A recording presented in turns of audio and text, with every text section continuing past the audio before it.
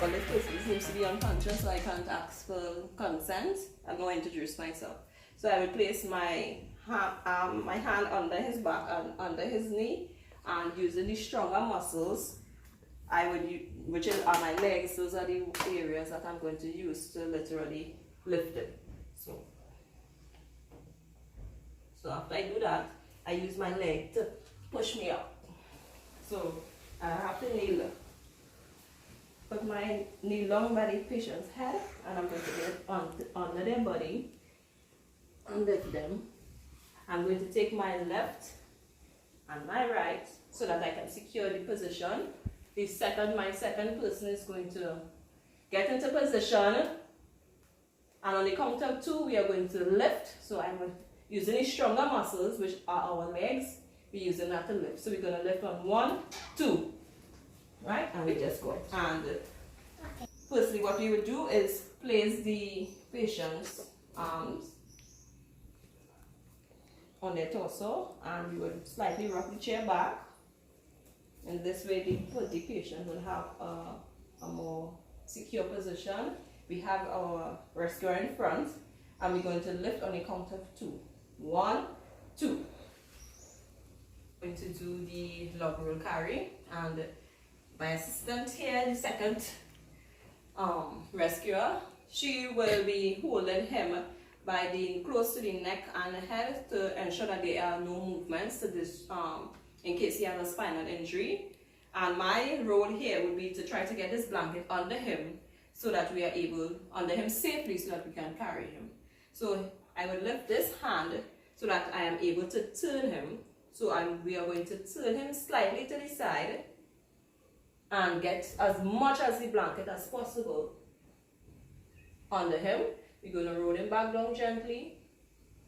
And on this side, because there are not enough of us, I will have to come on this side and get the blanket through.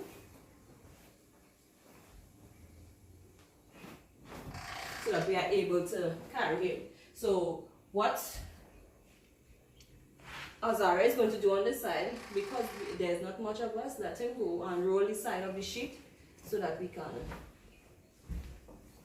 as close as possible to his body.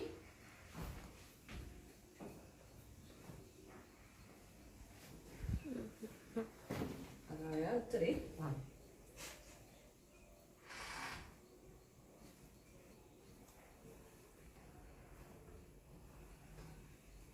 Right? So you roll it as close as possible to the victim, and on the count of, you will hold by the head up here, making sure that you keep the support by the head, the neck, and I will hold at the bottom here. So on the count of 2, we're going to lift. 1, 2. And then now we're going to put him down gently. 1, 2. Because it didn't have anyone in the center here to hold him up, he ended up into a U or a C. So that's the reason why we needed more than 2 persons to do this log roll blanket carry. And so it's only me wearing my glove. I would take the patient by the arm and hold her and slightly bend her to the side. I would get as much of the material as possible under her, then release her. Okay? Then I would pull the blanket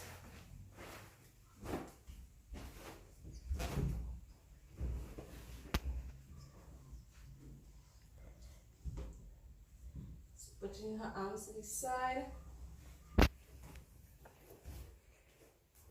cover her. And what I would do is raising her head and the top of her shoulder off of the floor. I would raise her up and drag her. I'm going to show you how to remove your glove.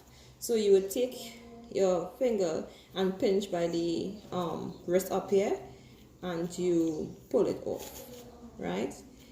Remember, this is the inside is there. You can rest it in here. You take one of the fingers and make some room, and you insert another finger, and then you So this is the inside here I'm touching, removing of the glove. Recovery position. So like this young man here would have been fainted. So I would straighten his leg, and I would take the hand closest to me and place it out to the side here. I would take his other arm and place it on his chin and hold it in that position. Take his outer leg, put it up at this degree, and then rock the body to the side. Right? I'm going to pull it right. So, rock it to the side. Then I'm going to fix his arm. Come close on this side, please. So I'm going to fix his arm where the airway is clear. If I have to take his arm and put it down some more, right, so the airway is clear for him to breathe, then I would anchor his feet so that he is positioned well, recovery position.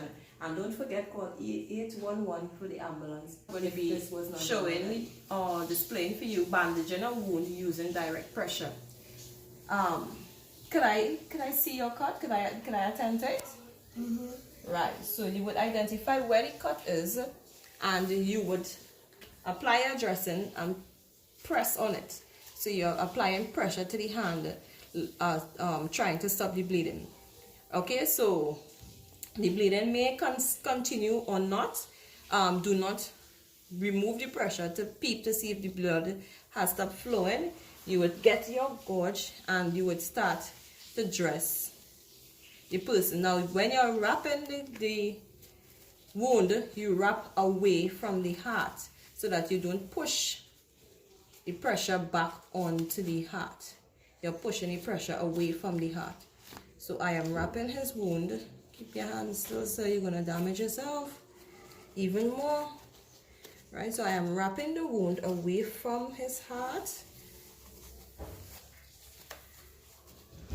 And you are not to do it too tight, or else it's going to stop blood flow. Now, to rest your hand down here a bit, and I'm going to make a knot.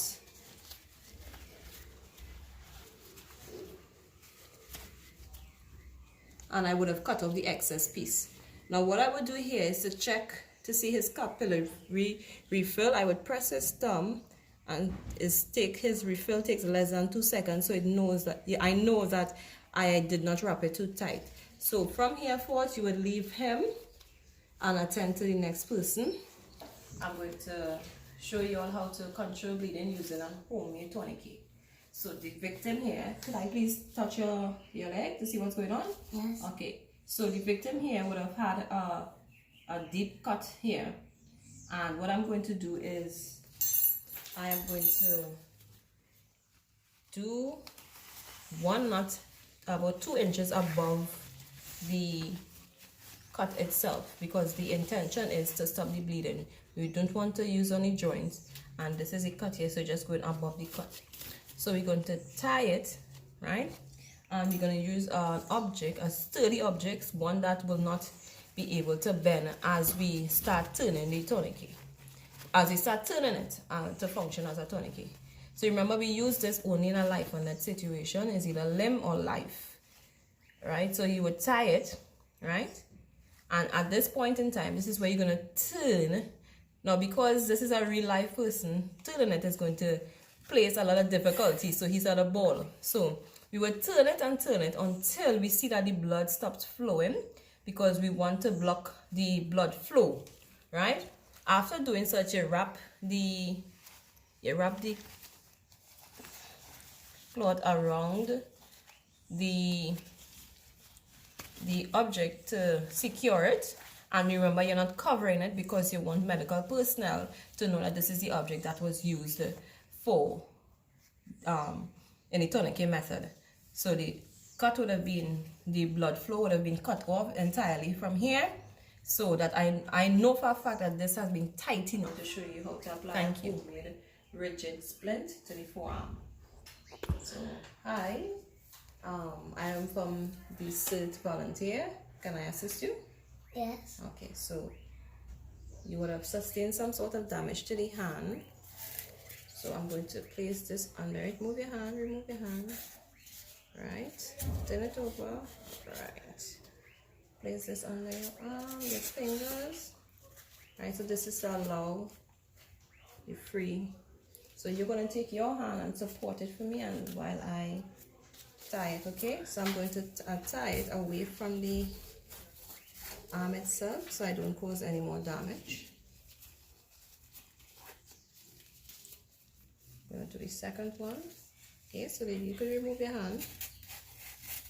Right, good.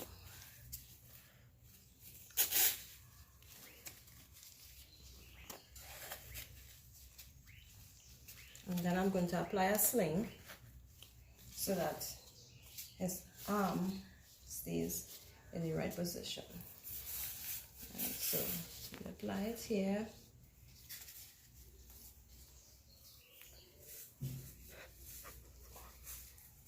Over to this side. And then we tie it to the side of the neck.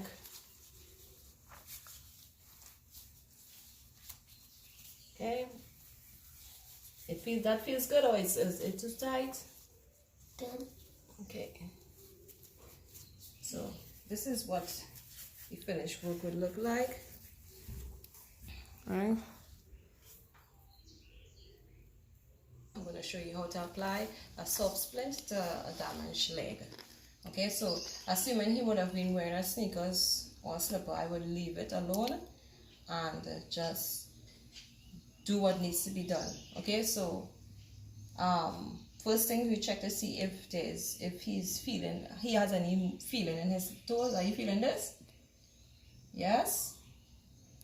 Yes? Yes.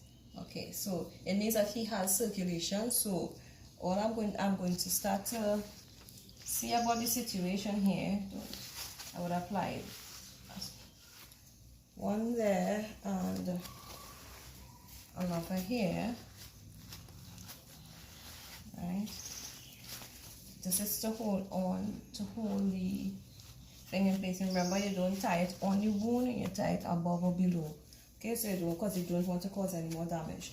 So I ran inside, I got a towel, and I am going to form a boot.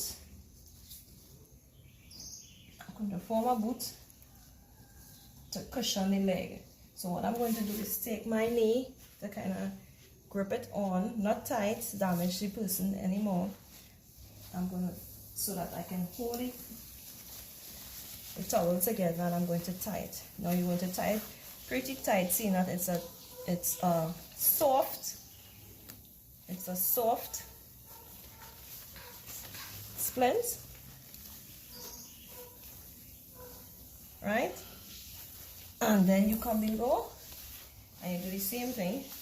Now because it's a soft splint, you would need more string, more cloth to tie, right? So tight. And from this you would want to check now to see, well, if your patient still has mobility, is still feeling any form of sense. You still feeling this? No. No? If the person is not feeling the touch, it means that you tied the splints too tight. So it means that you would have to go back in and slacken it. Right? So you would have slackened it a bit. Slacken it a bit. Right? You check it again. Are you feeling this? Yes. Right. So this would have been a good tie. Now, this is supposed to keep the leg together, so that if you need to move the person, it doesn't cause any more damage. Apply sling and binder to this patient. Would you like me to assist you there? Yes. It seems that your arms are damaged, your arm is damaged. So what I'm going to do, I'm just going to put it into a sling. Are you feeling these that I'm pressing here? Are you feeling this? Yes. Okay. So you're able to hold on to my hand here? Right. So it seems you still have blood flow. Okay. So what I'm going to do is take my triangular cloth and I am going to place it under the patient here with a triangular piece on the outside. So I would need and this on this side, because you would need to tie it onto the side of this arm there. Right? And I'm going to take So you need to hold your arm a bit higher, right? Not off your chest, right? And I'm going to take this side of the sling, and this hand needs to come out. This is too much, right? And I'm going to tie it onto the side here. Yeah, I'm good there. And I'm going to tie the side of his neck.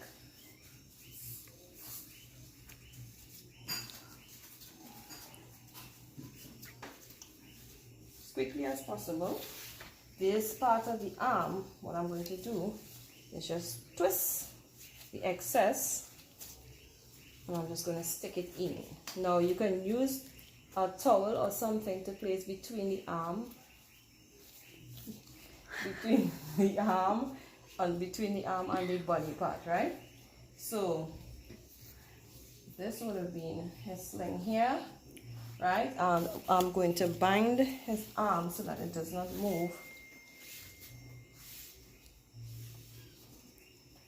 So based on what I did, are you still having movement? Are you still feeling this touch?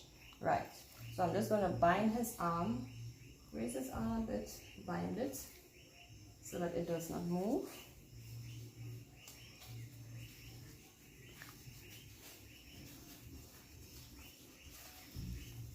Right. So I'm binding it so to prevent movement of his arm. So he is sturdy here, and he's stable, and he's ready to be taken out to the hospital.